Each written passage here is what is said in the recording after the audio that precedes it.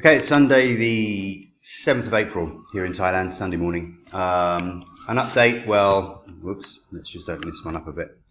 This is dollar index, daily chart. You probably don't need me to show you this because you know what it looks like. We've just been going sideways for so long.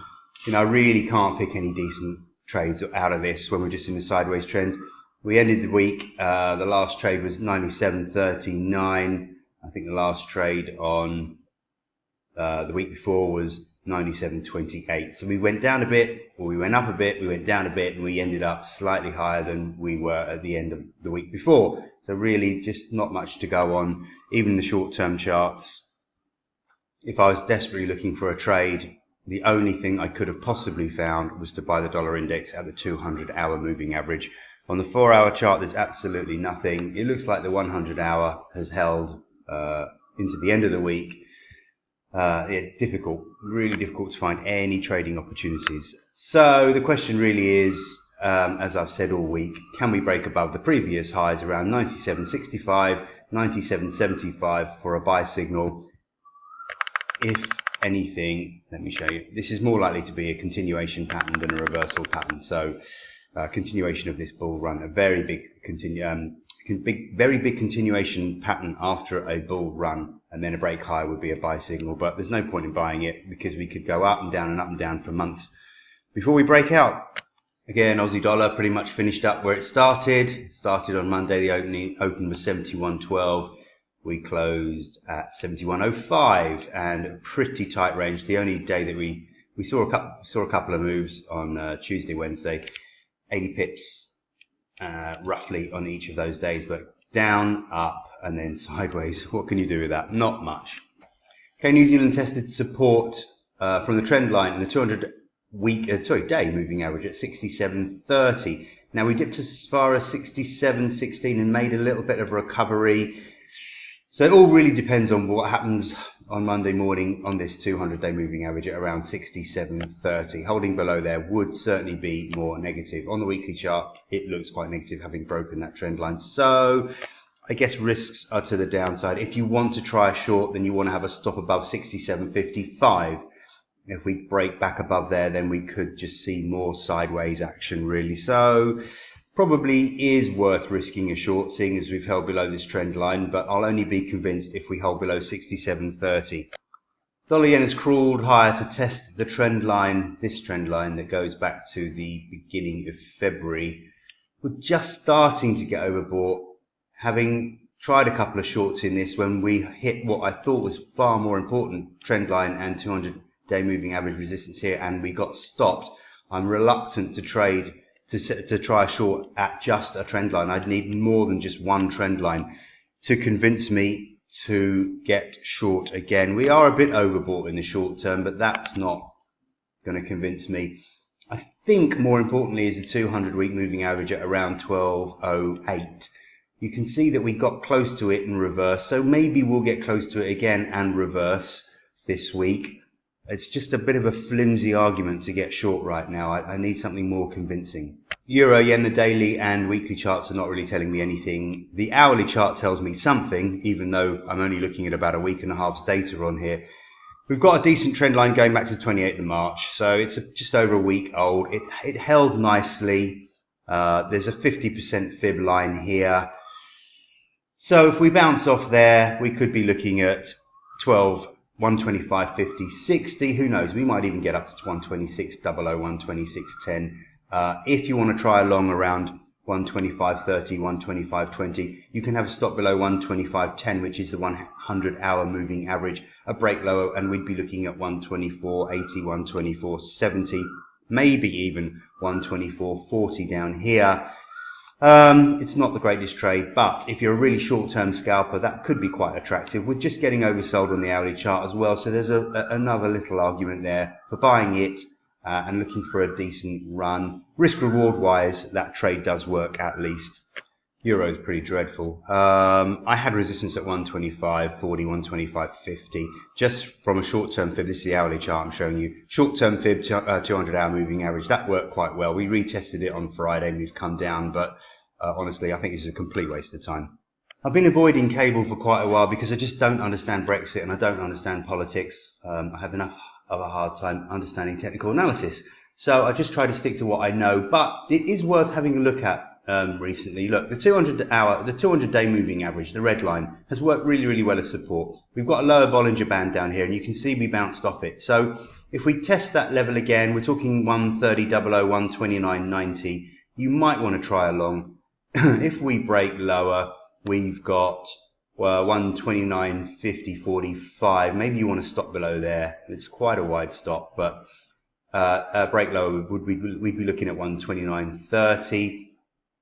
On the bounce, well, we've got these highs, 131.20, 131.30, but the real resistance is around the mid-Bollinger Band level of 131.65 coupled with that trend line at 131.70. You can see why that should be resistance. And when you consider that's up near the highs for last week at around 131.90.95, if you were selling at 131.65.75 with a stop above 131.95, that would be a reasonable risk, I would suggest.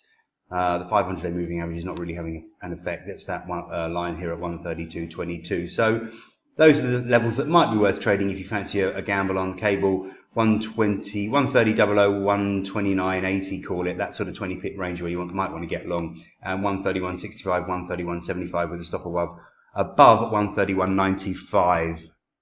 Buying gold down at 1284, 1282 was the best trade of the week probably last week. Certainly worked on Thursday, worked again on Friday, possibly. You'd have had to get in a little bit early actually. We bounced just a fraction above 1284. But you can see there are buyers down there. Someone's listening to me. The long lower wicks indicate buyers jumping in quite aggressively and pushing the market up significantly by the close on both of those days, Thursday and Friday. So break above 1294 would be positive again for this week. If you're holding longs on the weekend, I think you're doing the right thing. I think we can see 1301, 1303. That's your first resistance level. Would I be getting short there? Not really. I think it's too risky. If you're holding longs, you want to see it through 1303 to get up to 1307, 1308. Then you've got a little bit of trend line resistance here in the low 13 area, sort of 1314. We'll see what happens when we get up there and whether I would like to try a short up there. But at the moment, longs are looking good. Right, oil confused me with these little red candles. Oil really confused me because I thought once we'd broken above the trend line in the 200-day moving average, we were going to rock it. But we moved sideways. Now, I was concerned about this and confused, if I'm honest.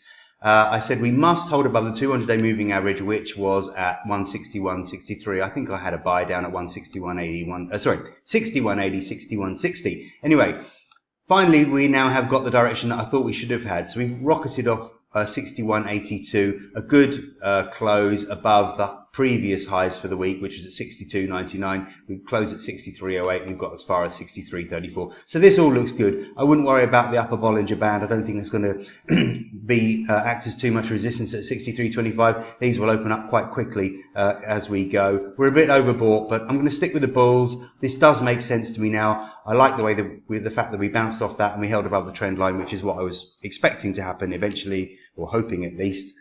Looks good. If you're holding longs, I'd stick with those.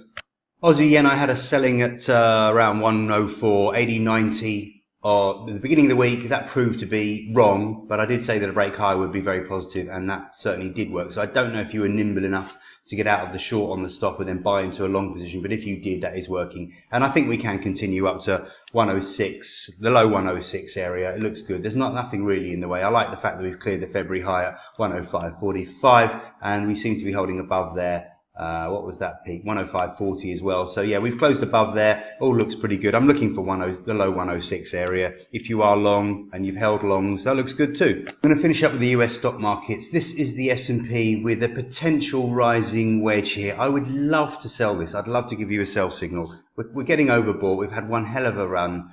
But I can't tell you to sell it. That's the problem. If you fancy a punt and you're desperate to sell it, then you could take advantage of this trend line and decide that you want to get short and see if we reverse from this trend line. You know, if we start trading significantly above 2,900, you want to be out of that because it means we've broken higher and we're going to have a further run up. So it's a high risk trade. There isn't really any clear sell signal. This is the other daily chart with the Bollinger Bands on it. So yeah, there's a bit of resistance from a Bollinger Band as well. 2900 is a bit of a psychological level, isn't it? The big 00 round number. But other than that, there's overbought on the weekly chart too, overbought on the 4-hour chart too. So certainly profit taking wouldn't be a surprise, but I don't have a sell signal. There is just some resistance that I've just shown you, and that's the best I can do. If you fancy it, it is a punt, but if you fancy a punt and you think we've gone up too far, you could try a little short with, say, a stop above 29.05. It's not a big risk. And if we do turn lower, you're going to be looking at, let's have a look. You're going to be looking at 28.70.65. Below 28.60, we're looking at, what's the low down here?